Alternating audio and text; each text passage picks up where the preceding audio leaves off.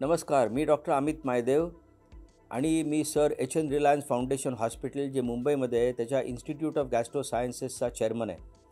आणि मी आज तुमच्याशी बोलणार आहे बद्धकोष्ठतेबद्दल, म्हणजे कॉन्स्टिपेशनबद्दल. आणि बद्धकोष्ठतेचे पेशंट्स आमच्याकडे भरपूर येतात, लहान वयापासून ते मोठ्या वयापर्यंत. आणि बद्धकोष्ठतेमध्ये बेसिकली 4 प्रकारची बद्धकोष्ठता असते पेशंट्स. एक म्हणजे त्यांना इच्छाच होत नाही स्टूल पास करायची. दुसरं म्हणजे इच्छा होते पण त्यांचं स्टूल बाहेरच येत नाही. तिसरं म्हणजे त्यांचं जे स्टूल असतं ते फार अत्यंत कडक असतं, त्याच्यामुळे बाहेरच पडत नाही, फार जोर करायला लागतो.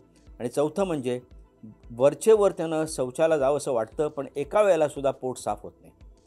तर हे बद्धकोष्ठतेचं नेमकं कारण शोधून काढणं हे सोपं नसतं.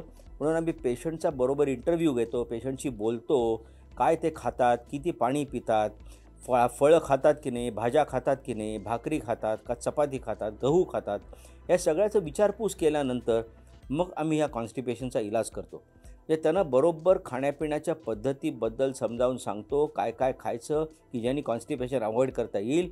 आणि तसंच वेगवेगळ्या प्रकारची औषधं पण असतात की ज्यांनी आपल्याला अशी औषधं असतात की त्यांनी आपल्याला कोलनला म्हणजे मोठ्या आतडीला स्टिम्युलेट करता येतं.